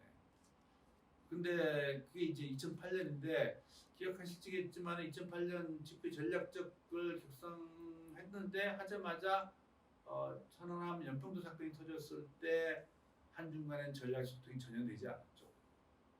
예. 그래서 한중 간의 사실 갈등이 야기. 전략적 관계로 격상되자마자 전략적인 문제로 인해서 한중 관계는 나빠지는 역설이 발생해요. 그래서 전략적 관계의 허구성이라는 걸 이제 가졌던 거죠. 자, 외환 내빈의 배경은 아까 뭐 얘기했으니까 그죠? 외환은 결국은 인적 경제 중심의 성장이었다는 거예요. 거기에 걸맞는 그 어떤 그 정치적인 관계나 어떤 내실화가 이루어졌느냐 그렇지 못했어요. 그러다 보니까 문제가 터지면은 급하게 봉합시켰고 또 문제가 터지면 다시 봉합시키고 그러니까 문제가 터졌을 정치적인 갈등이나 문제 천안함 연평도 사건이라든지 또 뭐 동북공정 문제가 터졌을 때 관계를 그때 뭐 좀 치열하게 싸워서라도 관계를 다지고 그 다음 단계로 넘어갔었으면은 한중국이 지금보다 좀 달라졌을 텐데 그냥 급하게 불만 끄자고 하는 미봉책으로 넘어갔던 거죠. 그러다 보니까 그냥 겉으로 보기엔 해결됐는데 사실은 문제는 안에서 굶고 있었던 거고 겉으로 보기엔 화려하게 발전하고 있었던 거예요. 화려하게 발전을 보였던 거는 경제와 인적 교류 중심이었던 거예요. 그래서 박근혜 정부 들어섰을 때 소위 내실화를 시도했죠. 그래서 중요한 게 2013년에 4개 전략대화를 만들고 했는데 굉장히 아이러니한 거는 이 4개 전략대화가 만들어지긴 했는데 개점 휴업 상태예요. 예. 그러니까 개점만 하고 작동을 못했어요. 왜? 두 가지 이유가 있어요. 하나는 당시에 시진핑 주석과 박근혜 대통령이 두 사람의 지도자의 관계가 너무 좋았어요. 그러니까 굳이 전략대가 필요 없었어요. 두 사람 간의 모든 문제가 소통돼서 해결됐어요. 그런데 그러다 두 사람 관계가 나빠지자마자 모든 소통 채널이 단절되는 최악의 상황으로 떨어진 거예요. 그 최상에서 최악으로 간 거예요. 예. 물론 뭐 왜 그렇게 됐느냐 하는 건 사드 배치인데 사드 배치는 사실은 그 배경에는 북핵 문제가 있어요. 통일과 북핵 문제가 있어요. 그러니까 박근혜 정부는 시진핑 주석과 관계가 최상하기로 만들어내면은 중국이 북핵 문제나 통일 문제에서 전폭적으로 한국의 입장에 설 거라고 생각했었어요. 예, 착각이었던 거죠. 시진핑 주석도 마찬가지예요. 시진핑 주석은 북한을 가지 않으면서 한국 방문했었어요. 그러니까 박근혜 대통령이 일본보다 중국을 먼저 방문했던 것처럼 그렇게 시진핑 주석 입장에서는 특별하게 박근혜 정부를 배려했다고 생각했었어요.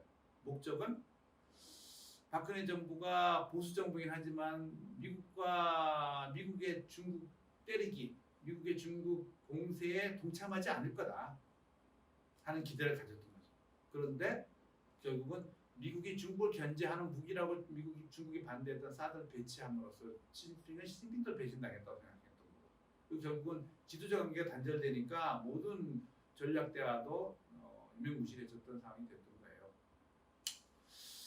자, 이 배경은 결국은 사실은 동상이몽의 출발에 그 수교 때부터 시작된 거예요. 수교 때부터 한국은 중국의 수교는 북방 정책의 연장선상이었어요. 노태정부 때. 북방 정책에 대해서 논란이 있긴 한데 결국은 북한을 고립시키거나 개방을 설득하려고 하는 거예요.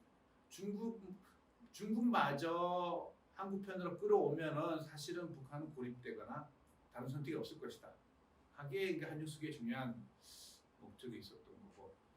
중국은 중국대로 초기에는 그렇지 않았지만 중국이 점점 부상하면서 미중 관계 중요해지니까 결국은 한국과 관계를 잘 발전시키면 한국이 아까 얘기했던 동맹을 통해서 중국을 견제하지는 않을 거야. 뭐 한국이 동맹을 이탈해서 중국으로 오지는 않겠지만 최소한 미국의 중국 대륙에 앞장서지는 않도록 해야 되겠다.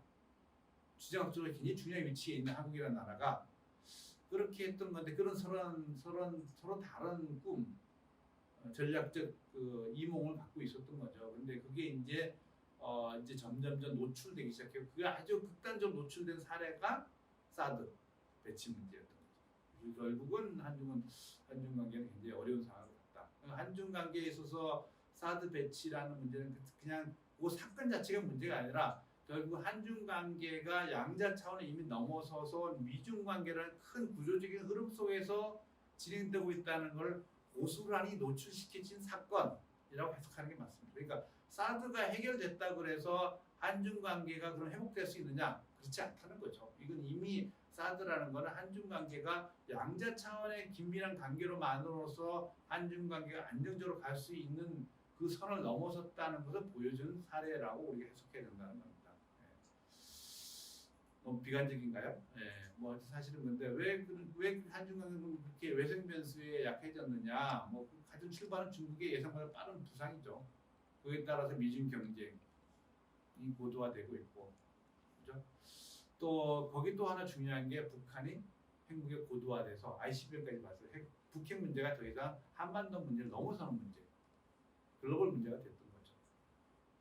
그래서 우리는 뭐 사실은 우리의 대중국 외교 29년 됐다고 그러잖아요. 대중국 외교의 비중을 굳이 따져본다면 대중국 외교에 있어서 경제는 사실은 그냥 시장에서 굴러가는 거잖아요. 상당 부분 많이 굴러가는 건데 정치 안보 영역에서 대중국 외교의 비중에서 한 7, 80%?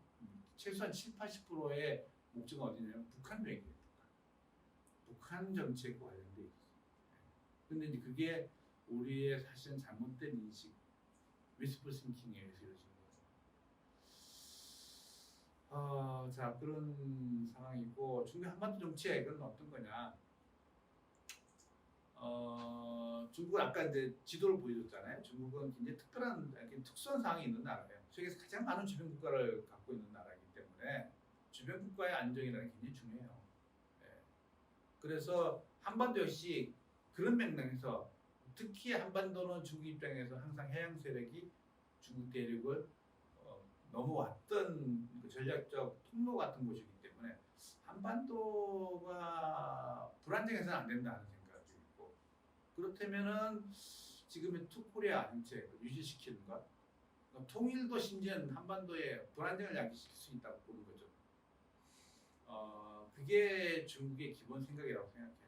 그러면서 최대 희망, 중국의 희망은 뭐냐면은 중국이 주도하고는 글로벌 네트워크, 소위 말하는 문명 공동체, 한국을 조금 적극적으로 견인시켰으면 좋겠다. 그러니까 동맹을 조금 더 이격시키기를 원하는 거죠. 그건 최대치예요. 그런데 현실적으로 최소치는 뭐냐면은 한국이 동맹을 이탈하거나 한미동맹이 약화될 수 있다고 생각하는 점점 여러 가지 사례를 통해서 교훈을 얻게 됐고 그렇다면 중국이 할 수 있는 건 최소한 한국이 미국의 중국을 겨냥한 창의 전진기지 같은 역할, 그죠? 미국의 대중국 공세의 전진기지 같은 역할을 하지 않도록 막아야 되겠다 하는 생각이에요. 그러니까 사드가 방어용 무기인데 중국이 왜 그렇게 길게 안 뜨냐? 그런데 결국은 중국 입장에서는 그게 결국은 한국이 본격적으로 미국이 주도하는 반중국 연대에 참여를 시작하려고 하는 어떤 징후다라고 해석한 거죠.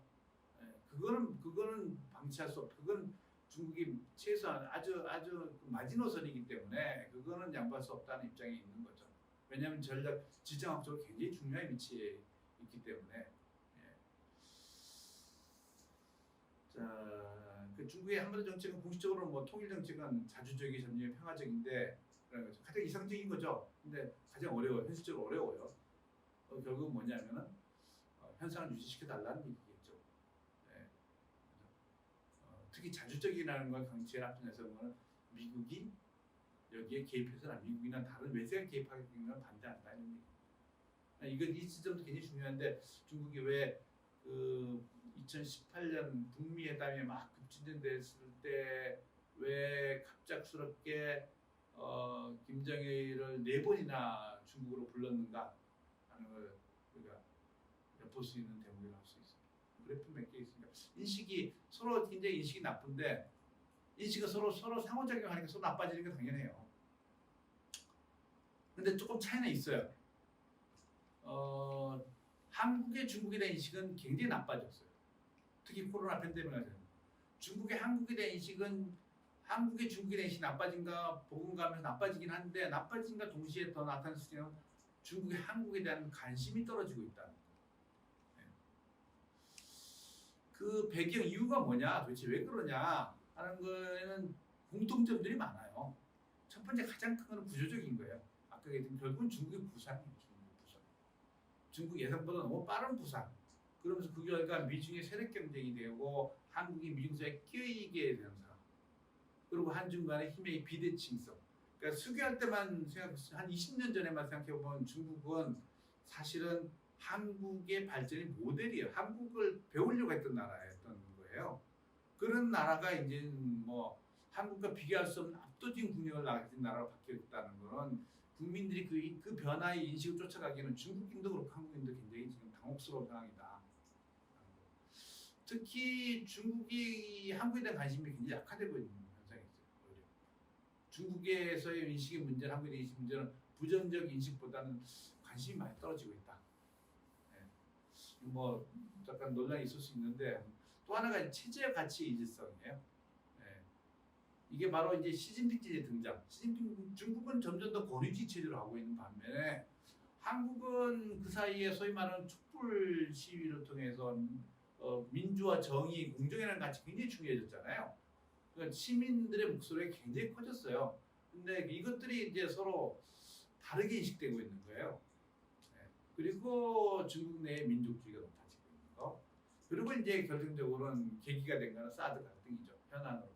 근데 사드 갈등 때문이다 하기에는 앞서 말한 이 부상과 체제 차이, 애국주의 이것들이 사실은 더 중요한 문제다고 봐요. 구조적인 문제. 왜 그런가를 그 내용을 좀 설명을 드리면은 중국의 국가별 호감도 이게 이제 2010년하고 2017년 조사인데 이건 사드 때문이잖아요. 사드 때문이긴 한데 이게 그 사드라는 게 사실 미국이 배치한 거잖아요. 미국 주한미군 부대에 배치한 건데 미국에 대한 중국의 인식이 나빠지지 않았어요. 한국에 대해서는 나빠졌어요. 심지어는 당시에 중국의 핵심이기로 하는 영토 문제하고 필리핀, 인도, 베트남과 거의 비슷할 정도로 나빠졌어요. 그리고 나빠진 폭이 제일 커요, 한국이. 이렇게 나빠졌다. 이게 현실이다는 거고. 실제로 뭐 우호적 관계 있냐? 동의 못하겠다. 아니다. 거의 뭐 70%예요. 네. 그리고 실제로 연동돼서 질문한 건데 국력에 대한 인식이에요. 한국의 국력이 굉장히 약하다. 한국의 국력이 강하다고 응답하는 것이 70%였던 건데 그게 반토막이 났어요. 예. 근데 2010년, 17년 사이에 우리 국력이 반토막이 난 건 아니잖아요. 우리 국력은 더 커졌죠. 우리나라 국력이 커졌는데 오히려 중국이 보는 한국 국력이 약하다. 이게 바로 힘의 비대칭성을 상징하는 거다. 이게 중요한 어떤 부정적인 인식이 하는 원인이라는 거. 국력의 변화가 하나 포인트고, 두 번째가 이게 한국과 중국의 동시에 나타난 대답인데 서로 존중하지 않다고 생각해요. 예, 한국인들은 중국인을 우습게 한다. 중국인도 한국인들이 우습게 한다고 생각하고 서로 이게 굉장히 중요한 변수예요. 동의하시는지 한번 생각해 보세요. 여러분들 중국을 어떻게 생각하는지. 예. 그러니까 중국인도 그렇게 생각하고, 그러니까 특히 중국인들 그런 얘기를 많이 하죠. 중국인들은 한국인들이 수교 초기에 중국이라고 생각하고 있대요. 여전히. 그때와 중국은 전혀 달라. 근데 여전히 그 정도밖에 중국을 생각하지 않고 있는 게 아니야? 그런 게 대한 기본이다. 이게 굉장히 흥미로운 건데 한국의 민주화 수준이 어떻게 생각해? 했더니 민주화 수준이 별로 높다고 보지 않대. 부정적인 게 훨씬 높아요. 그리고 정치 환경은 굉장히 불안정하다고 봐요. 굉장히 흥미롭지 않아요? 네? 어떻게 심지어 시진핑 체제, 권위 체제하에 있는 중국인들이 한국의 정치 민주화 수준이 낮다고 보는 거예요. 그러니까 이게 체제에 대한 인식의 차이가 있는 거예요. 그러니까 우리는 중국이 굉장히 권위주의적이고 일당 체제로 관계되는 것에 문제를 의식을 가지고 있다면 중국은 거꾸로 촛불시를 바라보면서 굉장히 불안정하다고 보고 있는 거죠. 혼란스럽고 불안정하다고 보고 있는 거예요. 그 기본적인 체제에 대한 인식이 다르다는 것들이 양국의 정서를 다르게 만든 거다 보여줍니다. 또 하나가 미국 변수예요. 네, 한국이 미국 중국한테 어디에 더 가까이 있냐? 미국이 훨씬 너무 가까이 있다고 대답하는 사람들이 한국에 대한 인식이 나빠요. 최근에 이건 이제 중국 한국시보에서 조사한 건데 굉장히 흥미로운 건데 여기서 보여지는 거는 이거는 결국 이제 중국의 국제적 이미지를 보여주려고 한 여론조사인데 우리 입장에서는 내가 주목했던 거는 한국에 대한 부분인데 한국의 위상이 한중관계 위상이 굉장히 낮게 평가돼요. 그러니까 중국의 가장 중요하다고 생각하는 양대관계가 뭐야? 물었을 때 한중관계가 우리가 생각보다 굉장히 낮아요. 북중관계보다 더 낮게 설정되어 있어요. 네. 남미, 아프리카 그보다 훨씬 낮아요. 네. 너무 뜻밖이죠. 왜냐면은 경제적으로 보면 중국한테도 한국은 여전히 중요한 나라거든요. 우리에게는 굉장히 중요한 나라지만은 그죠? 이 결과 이것도 이제 또 다른 연장선이 있는데 주변 국가 중에서 가장 중요한 주변 국가 관계는 어디야? 물었을 때도 한중 관계는 겨우 몽골보다 조금 나은 정도예요. 너무 뜻밖의 결과였던 거죠. 이 추세는 가장 계속 갈 수 있다. 라는 생각이 이게 가장 사실 우려되는 지점이다는 거예요. 이웃하고 있는 나라가 우리와 관계의 중요성이 점점 비중을 낮게 보인다. 근데 우리는 과연 중국의 비중을 낮게 볼 수 있는 것인가? 그렇지 않았을 때 그 비대칭성의 문제, 초래하는 문제 있을 수 있다. 한국에 대한 중국의 인식은 아까 비슷한데 한국의 중국에 대한 인식은 중국에 대한 부정적에서 훨씬 강해요. 특히 젊은 세대들의 인식이 굉장히 나빠요. 그래서 하나 더 추가한다면은 이거예요. 나머지는 똑같아요. 구조적인 요인, 국내 정치, 그리고 사드. 또 하나가 생활이익 관련 이슈에 대한 방법이에요. 중국 하면 떠오르는 게 미세먼지, 불량식품, 팬데믹, 그리고 무질서 이런 것들이 중국에 대한 부정적 인식을 가져온 게 아니냐. 이 젊은 세대들의 부정적 인식을 가져온 게 아니냐 하는 문제예요.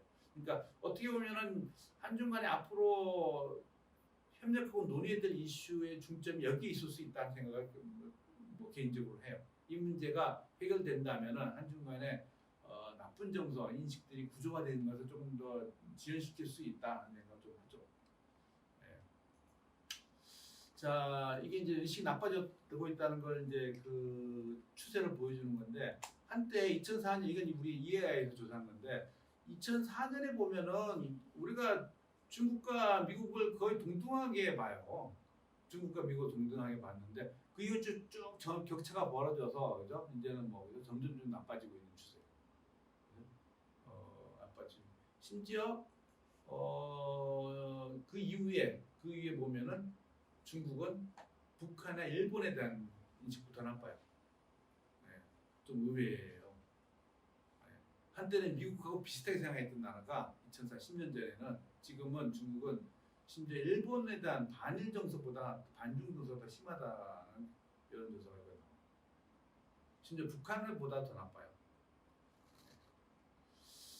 자, 왜 그런가? 한국에도 조사해 보면은 뭐 사드 직후에 선생님 사드가 가장 큰 이유다고 대답하면 높은데 그거 빼면 제일 높은 게 중국 사람들이 한국을 존중하지 않아. 중국 사람도 마찬가지로 한국 사람들이 중국을 존중하지 않아가 불만인데 한국 사람 역시 이 부분이 있어요. 가까이 같이 있는 이웃하고 있는 나라들 사이에 가질 수 있는 감정의 문제인 것 같아요. 자, 그런 미국 변수예요. 실제로 보면은 이제는 미국과 중국 가운데 어느 나라가 더 중요하고 우호적으로 지내해. 미국이라는 나라가 압도적으로 높아요. 중국은 11%밖에 안 돼요. 그것도 비슷한 맥락이에요. 10년 뒤 그 세계 최대 경제 대국이 어느 나라 생각해? 미국이 2배가 높아요.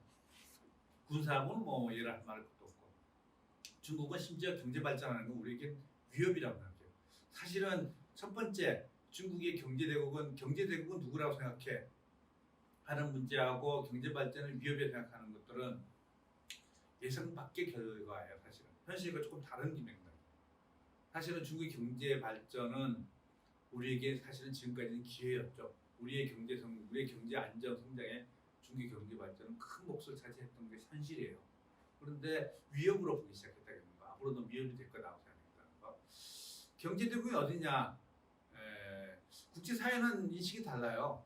이거는 중국에 대한 부정적인 인식과는 다른 맥락에서 현실적으로 앞으로 경제 대국은 중국이 될 거야 하는 게 의견이 더 높아요. 이 여론조사인데 보면은 지금 여기 대부분 나라들은 다 유럽 국가들이에요. 사실 이들 나라에 대한 중국에 대한 정서는 굉장히 부정적이에요.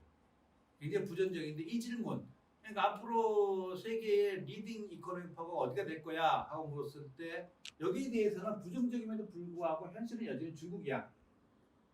대부분의 모든 나라들이 다 중국이 리딩 파워가 될 거야. 리딩 이코노미 파워가 될 거야 생각했는데 유독 한국과 일본만 아니야. 미국이야. 근데 그 중에서 특히 한국은 압도적으로 미국이라고 생각해요. 근데 사실은 우리는 미국보다는 중국과의 경제 교류 협력이 비중이 훨씬 높아요. 훨씬 높아요. 이게 굉장히 특이한 대답이에요, 사실은. 네. 그 한중 관계가 뭐야? 한마디로 얘기하면 사실 한중 관계는 경제 관계야, 경제 협력 관계야. 한중 관계 29년 역사는 뭐야? 경제 협력 관계야. 하고 얘기해도 틀리지 않아요. 네, 그런데도 불구하고 이렇게 됐다는 게 굉장히 총체적으로 인식이 높아졌다 하는 걸 보여주는 게 아닌가 싶어요. 자, 중국에 대해서 부정적인 그 인식이 어떤 거냐 하는 걸 보여주는 게 결국은 여기서 이제 보여주는 게 이런 거죠. 그러니까 중국은 역량이 어느 정도 위치에 있다고 보느냐 했을 때 민주주의 수준, 시민의식, 대중문화, 공산품의 품질 이게 굉장히 낮게 봐요. 우리나라 사람들이. 이게 결국은 이게 생활과 관련되어 있는 인식이 굉장히 낮다는 걸 보여주는 거다 하는 거예요. 자, 제가 시간 좀 이제 그만 제 얘기를 하고 정리 좀 할게요. 넘어가야 되니까 넘어가네. 네. 자, 앞으로도 이 인식은 더 부정적으로 영향을 줄 것 같아요. 한국은 한국대로 정치 계절이에요. 이게 선생님 가장 우려하는 것 중에 하나인데 대선 선거에서 외교가 이슈가 되는 것들은 조금 피해야 되지 않는가 싶어요. 이거는 왜냐하면 외교라는 건 상대가 있잖아요. 상대가 지금 동지가 됐든 적이 됐든 상대가 지금 쳐다보고 있는데 그 앞에서 우리끼리 소위 적전 분열하는 모습을 보여주고 실제 집권한 이후에 부담이 될 수 있는 정치적인 외교적인 공약들을 하게 되는 거죠. 그런 문제가 됐을 때 결국은 어려움이 있을 수 있다. 너무 과도하고 치열한 지금 정치 공방이 우리 외교의 입지를 좁힐 수 있다는 거고 중국은 중국대로 굉장히 중요한 시점이 있어요.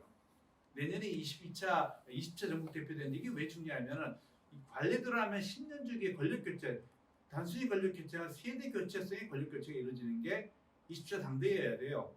근데 지금 여러분들 아시겠지만 시진핑의 3년임을 할 가능성이 제기되고 있어요. 근데 여전히 불확실해요. 3년임 할지 후계가 만들어질지 여전히 제가 보기에는 여전히 아직은 열려 있다고 생각해요. 이게 굉장히 불안정한 체제죠.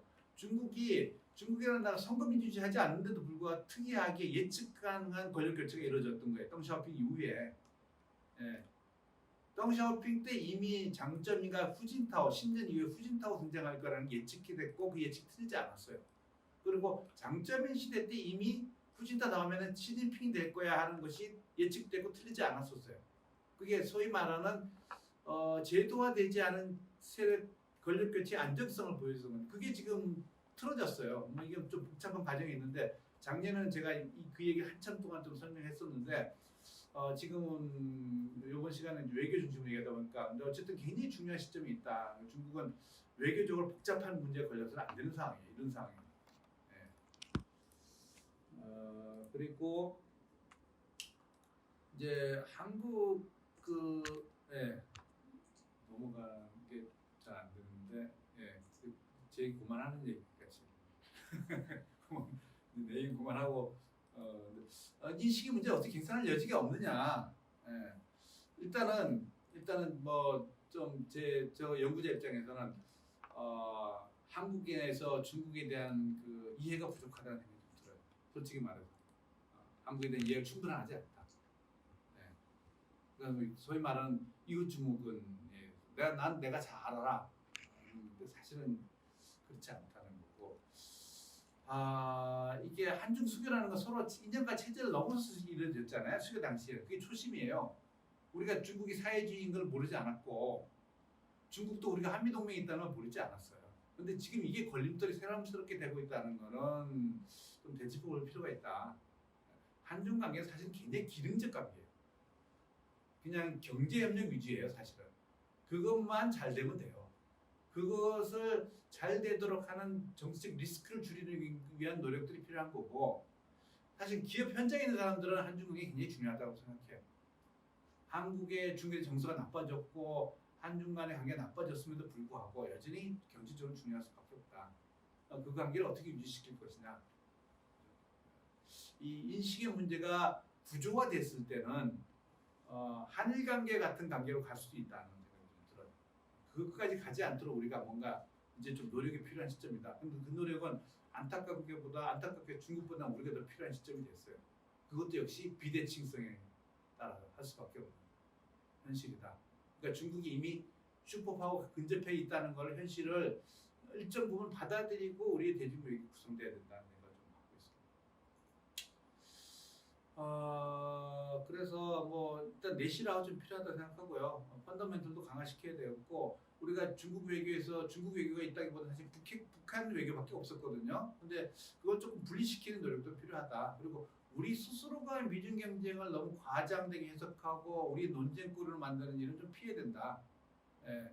뭐 진보는 친중이고 보수는 친미라고 하는 이분법적 해석을 여전히 선거 국면에서 진행된다면은 우리 스스로가 우려하는 미중 경쟁 한반도 우리가 소환하는 결과를 가져와요. 그러니까 언론에서도 지금 뭐 미중 경쟁이 물론 예전보다 훨씬 치열하긴 한데 너무 확대 해석해서 마치 우리가 굉장히 어려운 국면에 처해 있는 것 스스로 행동 반경을 좁히려고 하는 그런 너무 과도한 해석들은 좀 억제할 필요. 오히려 새로운 공간이 있을 수 있다는 걸 아까 말씀드렸어요. 왜냐하면 미중 경쟁이 냉전 시대하고 굉장히 다른 양상이라는 거. 경쟁이 치열하지만은 그 양상의 내용은 좀 다르다. 그걸 포착할 필요가 있다는 거. 그러다 보면 우리가 사실은 공간이 있을 수 있어요. 그죠? 우리 공간이 있을 수 있어요. 그러니까 좀 장기 전략도 구상해야 되고 좀 강대국 중심 외교를 좀 벗어나서 우리가 네트워크가 강한 나라. 그러니까 한국이 어떤 행동을 하는 따라서 많은 나라들이 동지국가들이 같이 움직이더라. 그게 네트워크잖아요. 그러니까 지금 미국과 중국이 서로 자기 네트워크를 키우려고 하는데 한국을 어떻게 대하느냐에 따라서 많은 나라들한테 영향을 줄 수 있다 하는 인식 가진다면 미국이나 중국이 한국을 호락호락하게 가볍게 여길 수는 없을 거라고 생각이 좀 들어요. 물론 시간이 걸리는 외교일 텐데 길게 보고 이런 노력들이 필요하다. 왜냐하면 미중 경쟁은 앞으로도 지속되고 강화될 수밖에 없기 때문에 좀 장기적으로 보고 그런 외교를 마련해야 되지 않겠냐는 생각이. 개인적으로 또 혹시 궁금한 게 있거나 나한테 불만이 있거나 뭐 도대체 나는 동의할 수 없다는 얘기 있으면 언제든지 가르침을 주시기 바랍니다. 감사합니다. 수고 많으셨습니다. 긴 시간.